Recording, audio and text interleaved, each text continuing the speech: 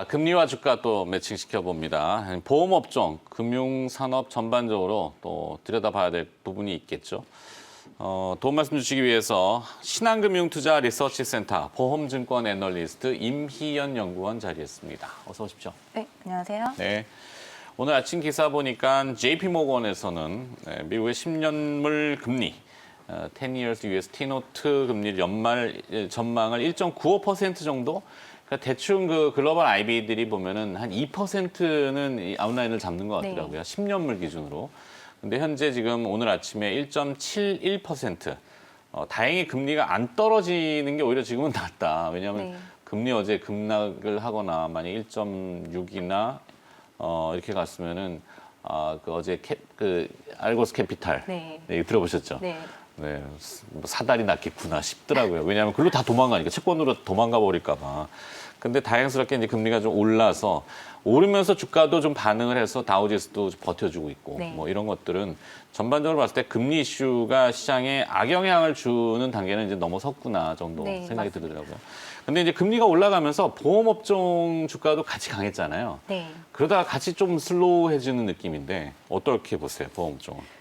저는 올해 보험업종은 굉장히 많은 이제 호재들이 시작되는 한 해라고 말씀을 드리고 있습니다. 왜요? 올해부터 2023년까지 주기적으로 이제 실손 보험이 갱신이 이루어지는데 네. 이게 지금 좀 갱신 주기가 올해부터 내년, 내후년까지 좀 몰려 있다라고 보시면 좋을 것 같아요. 그리고 또 이제 두 번째로는 자동차 보험 쪽에서도 지금 표준 약관의 개선이 이루어질 것으로 지금 예정이 되어 있어서 네. 이 부분 또한 이제 긍정적인 요인이 되지 않을까 싶은데요. 일단 실손보험부터 이제 좀 말씀을 드리면은 지금 갱신 스케줄이 몰려 있다고 말씀을 드렸는데 네. 실손보험은 주로 이제 1년마다 이제 갱신하는 1년물 상품, 혹은 이제 3년에 한 번씩 갱신하는 3년물 상품, 혹은 이제 5년에 한 번씩 갱신하는 5년물 상품, 이 세 가지가 가장 이제 대표적이라고 보시면 되세요. 네. 옛날에 팔았을 때일수록 이제 그 갱신 주기가 긴 상품이라고 생각을 하시면 되실 것 같고요. 그렇죠. 그래서 옛날 보험이 좋다고 뭐 네. 우스갯소리로 뭐 그런 얘기들을 많이 맞습니다. 보장받는 게 많다고. 네. 실손보험 같은 경우는 네. 뭐 그런 얘기들 많이 하더라고요. 그런데 이제 이 5년물 상품 같은 경우에는 예를 들면은 말씀하신 것처럼 이제 보장 범위가 더 많기 때문에 훨씬 더 소비자들한테는 긍정적이기는 하지만 네. 이게 한번 갱신이 되면은 요율 인상이 거의 폭발적으로 이제 반영이 되거든요. 그 연령 때문에 그런가? 연령 때문이라기보다는 이게 그 보험료가 원래 매년 한 번씩 그 인상분이 적용이 되어야 되는데 예를 들어서 올해 이제 5년물짜리가 갱신이 된다라고 하면은 17, 18, 19, 20, 21년분에 이제 요율 인상분이 한꺼번에 일시에 반영되는 효과가 있기 때문이에요. 네. 그래서 뭐 이거를 뭐 오해하지 마세요. 지금 보험 프로그램 아닙니다. 증권님 주식입니다. 네. 이걸 그래서 이제 그 보험 이제 그료 이제 현가를 놓고 봤었을 때는 이게 뭐 어차피 그 1년물이나 5년물이나 사실 크게 다를 거는 없지만 그렇죠. 일시에 보험료가 인상되는 효과가 있기 때문에 소비자분들한테는 이게 보험료가 너무 크게 이게 늘어나는 게 아닌가라는 그런 이제 인상을 좀 줄 수가 있습니다. 네. 근데 이게 마찬가지로 보험사한테도 일시에 보험료가 좀 많이 들어오는 효과가 생기게 되는데요. 네. 올해 같은 경우에는 이 3년물 상품이 한꺼번에 좀 갱신될 물량들이 몰려 있습니다. 내년에는 2017년도부터 팔기 시작했었던 1년 갱신 상품인 착한 실손 혹은 이제 신실손이라고 하는 그 보험 상품들이 한꺼번에 또 이제 갱신이 시작이 되어요. 이거는 왜냐하면은 원래 이제 그 1년물 상품은 결국에는 이제 매년 한 번씩 보험료 인상을 적용을 해야 하지만 보험 상품은 보통 통상적으로 한 번 출시하고 나서 첫 5년 동안은 보험료 인상을 적용을 하지 않습니다. 그 5년 동안은 실제로 이 보험 상품의 손해율이 어떻게 흘러가는지 보험회사가 먼저 좀 이제 그 데이터를 충분히 쌓아서 5년 동안 분석을 하고 네. 그 이후부터 계속 이제 보험료 갱신을 하기 위해서 사용하는 그 기간이라고 보시면 되세요. 그리고 2017년에 그게 처음에 출시가 되었기 때문에 내년부터는 5년째가 되기 때문에 보험료 인상이 가능해지고 이때부터는 1년에 한 번씩 보험료 조정이 가능해지기 때문에 굉장히 탄력적으로 실손 손해율 개선이 될 수 있는 가능성이 존재하다 보고 있습니다. 일단은 우리는 주가 측면을 보기 때문에 보험사 입장에서 좀 유리한 그런 갱신 기간이 오는군요. 네, 맞습니다. 그리고 2023년 같은 경우에는 가장 효과가 큰 5년물 상품들의 갱신이 몰려 있죠. 네. 그렇기 때문에 이제 이게 계속 좋아지는 그림인데 여기에서 제가 좀 이제 짚어드리고 싶은 부분은 일반적으로 제조업 같은 경우에는 한 번 매출을 일으키거나 한 번 이제 뭐 어떠한 이제 가격 인상을 하면은 그게 일시적인 요인으로 끝나잖아요. 당해에. 네. 근데 보험 같은 경우에는 이게 보험 상품이 결국에는 계약이 해지가 되지 않는다면은 계속 이게 꾸준히 매출이 일어나고 여기에 기존의 다른 매출들까지도 계속 요율 인상분이 적용이 되면은 매출단에서는 좀 스노우볼 이펙트처럼 좀 지속적으로 좀 이제 불어나는 그런 효과를 기대를 할 수가 있습니다. 보험사의 수익성 개선의 첫 번째 요인 이렇게 네, 좀 볼수 맞습니다. 있겠고. 네. 그다음에 아까 자동차 보험도 또 추가해 주셨잖아요. 네, 맞습니다. 뉴스의 행간을 읽어보면은 보험사한테 유리한 이 약관 개정들이 조금 있겠구나. 요즘 뭐 음주운전 얘기 많잖아요. 네. 음주운전 사고가 나면은 그동안은 운전자가 책임지는 부분은 거의 없이 보험사가 다 이걸 처리했던 게 네. 이제는 음주운전법 개정으로 바뀌어서 뭐 공론적인 부분도 있겠지만 가해자가 이제 책임을 좀 많이 지고 보험사가 책임을 좀 덜 갖는. 네. 그것도 수익성 개선에 또 요인이 네, 되나요? 맞습니다. 그것 또한 이제 한 가지 요인이었고요. 네. 뭐 예를 들면 이제 기존의 그 민식이법이 이제 작년에 나오면서 네. 보험사들이 운전자 보험을 좀 이제 공격적으로 팔았었잖아요. 그렇죠. 그런 것들도 보험사들의 수익성 개선에 좀 기여를 많이 했었습니다. 네. 근데 이번에 말씀드릴 그 자동차 보험 약관 개정은 어떤 내용이냐면은 예를 들어서 일단 결론부터 말씀을 드리면은 원래는 이제 그 자동차 사고 과실 비율이 얼마가 되었던지 간에 서로 상대방의 치료비는 전액 지급을 하는 그런 관행이 있었어요. 네. 이거는 법적으로 그렇게 이제 정해져 있었는데 이번에 표준 약관이 개선이 되면은 과실 비율에 따라서 치료비를 지급을 하게 되는 거예요. 원래는 과실 비율에 따라서 대물 쪽에서 그 수리비만 지급을 그렇게 비율로 나눠서 했었는데 이제는 서로의 치료비도 그렇게 해주게 되는데 예를 들어서 제가 우리 앵커님을 뭐 지하 주차장에서 제가 박았어요. 차로? 네, 뭐 추돌을 왜 했어요. 그런 상상을 할까? 예를 들어서 그랬을 때 차 대 차? 네, 차 대 차로요. 그렇죠. 깜짝이야. 네. 네, 그렇게 했었을 때 네. 만약에 저의 이제 과실 비율이 90%고 네. 우리 앵커님의 과실 비율이 10%다라고 네. 했었을 때 어떻게 보면은 제 과실 비율이 90%인데 이거를 다 앵커님께서 다 부담해 주시기에는 너무 이게 부당하잖아요. 응?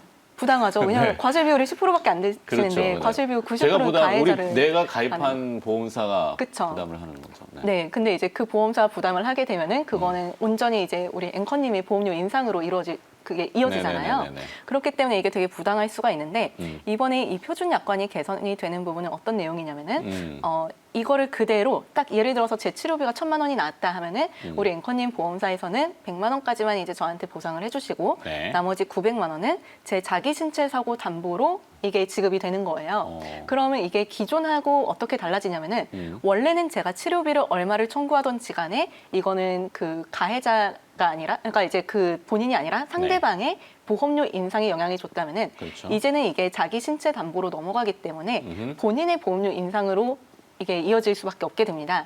그렇기 때문에 모럴 해저드성 그 청구가 굉장히 많이 줄어들 수 있고요. 특히 이제 자동차 예전에 사고 나면 막 들어 누워라 이거 네. 목 잡고 누워라 이거는 안 되는군요. 네, 이제는. 이제는 그렇게 했었을 때 본인한테 이제 그 돌아오는 부메랑이 되어버리는 거죠. 그렇기 때문에 나일론 환자들도 굉장히 많이 줄어들 것으로 예상을 하고 이른바 있습니다. 그런 가짜 환자들. 네. 이 표준어를 찾기가 쉽지 않아. 네. 그만큼 이제 보험사들의 누수가 계속 줄어드는 거를 얘기하는 거잖아요. 네, 그죠? 맞습니다. 네. 일단 뭐 금융당국에서는 이렇게 해서 줄어드는 보험금 지급액이 전체 치료비 중에서 한 18% 정도 될 걸로 예상을 하고 꽤 있고요. 큰 편이- 네. 네, 저 같은 경우는 지금 이에 따른 보험사들의 그 손해율 개선 효과는 한 3.1%포인트 정도 되지 않을까 예상을 하고 있습니다. 네. 자, 그럼 올해부터 이 손해보험 업계의 손해율 안정화 전망 이거 좀 전에 하셨던 거죠? 네, 맞습니다. 지나갔네. 예. 네. 그러면은 갑자기 3번 질문으로 가야 되니까 제도 개선으로 뭐 이것도 했네? 네. 그것도 하셨는데, 그러네. 이 제도 개선 쪽에 이제 또 다른 이제 내용을 하나 좀 더 첨언해 드린다면은, 네. 2017년도에 그 문케어가 처음으로 발표가 되었죠. 아. 급여의 이제 비급여의 급여화가 네. 이제 발표가 되었는데 문재인 케어라고 합니다. 네, 문재인 케어입니다. 네. 이게 원래 이제 목표했었던 거는 건강보험 보장률을 기존의 60%대 초반이었는데 이걸 70%까지 이거를 확대를 하자라는 내용이었어요.